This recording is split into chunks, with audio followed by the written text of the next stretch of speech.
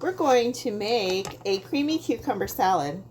So I have my peeled cucumber, and we now want to make very thin slices. This is the simple slicer.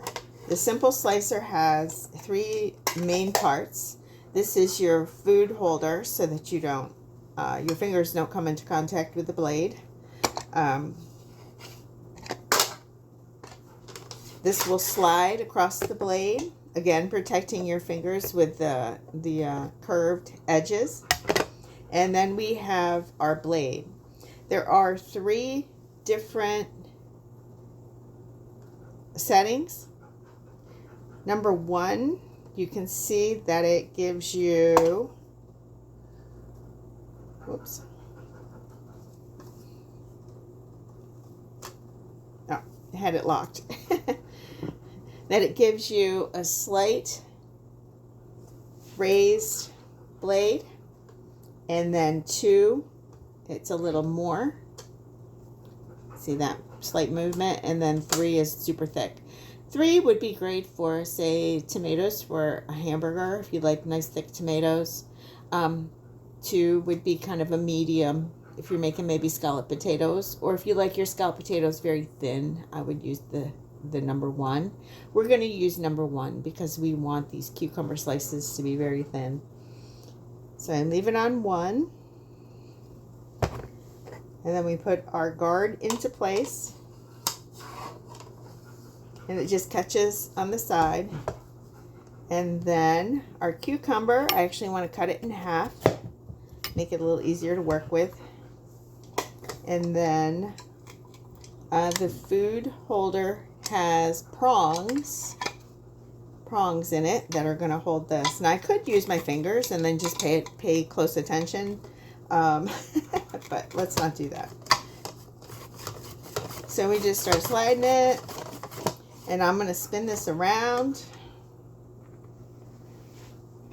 so that you can see how thin the slices are. They're very thin. Sorry, I'm right-handed.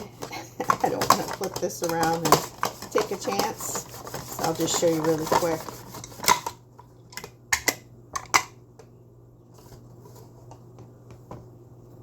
And I need to cut this level.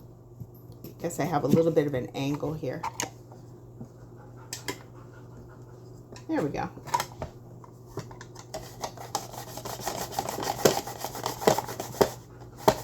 And then as it disappears, you can see that it's cutting it. Okay, let's try the other one. I want to cut this a little more flat. I don't want that angle. And let's try this again with the other half. And then it's making these like paper thin slices.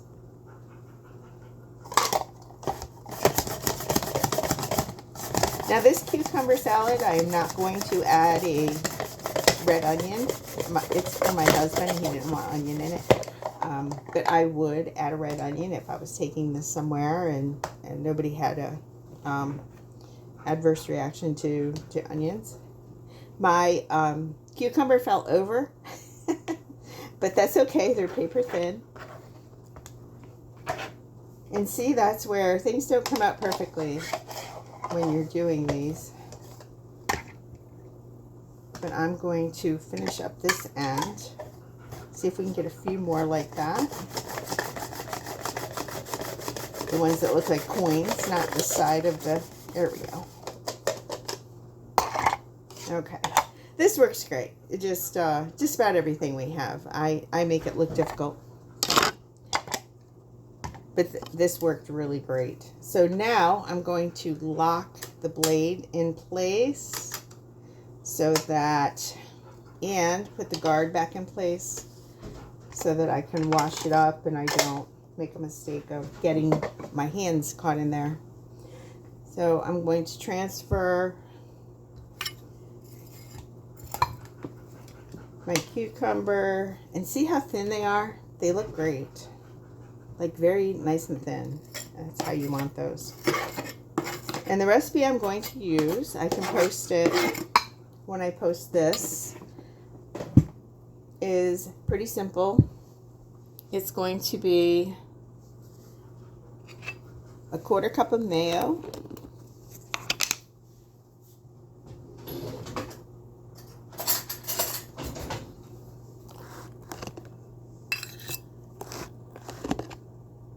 And we just use Hellmann's Real Mayo.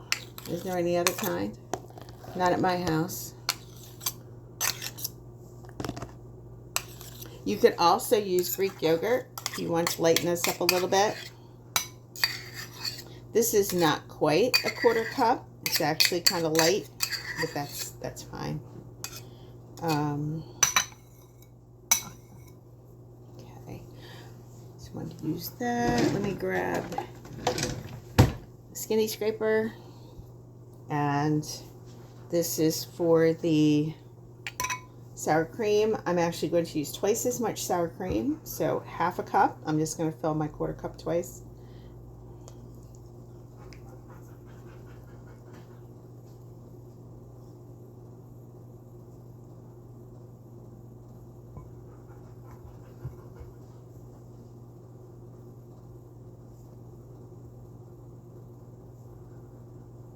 So we have plenty of sour cream.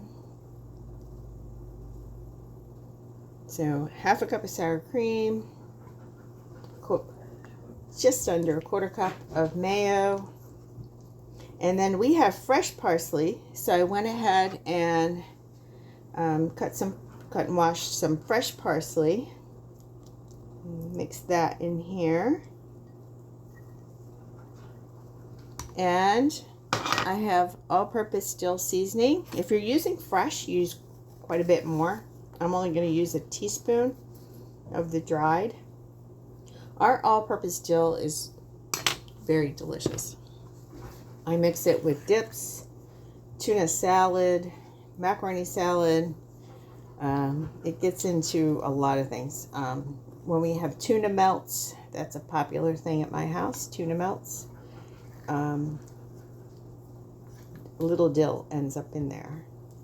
This is probably the most dill I use. Usually I just sprinkle it, but cucumber and dill really goes together. Now I have seen recipes that add white vinegar. You could do that. You could add a pinch of sugar. We're not going to do that either.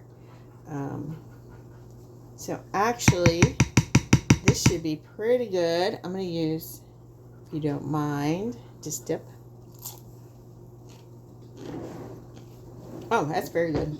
Okay, so I'm just going to add it to the cucumber.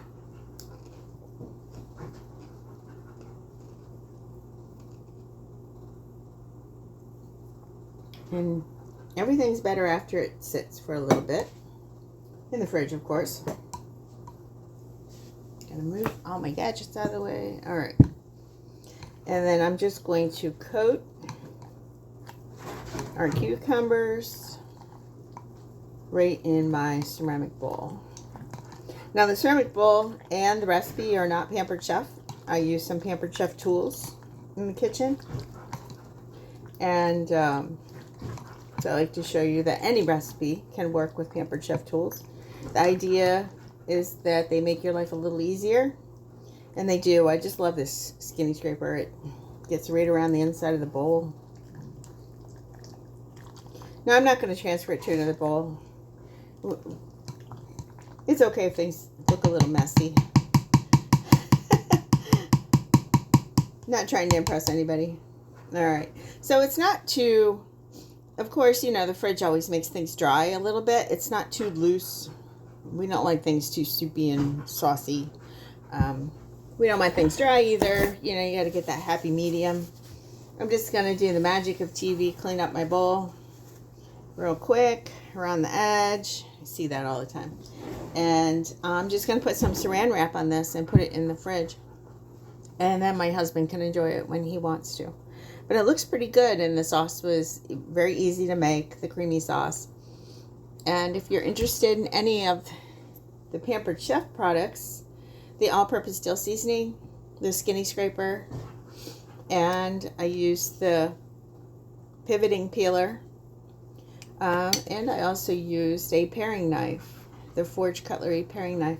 Let me know if you're interested in any of these products. And I had a measuring spoon too, this one. These are the nested ones.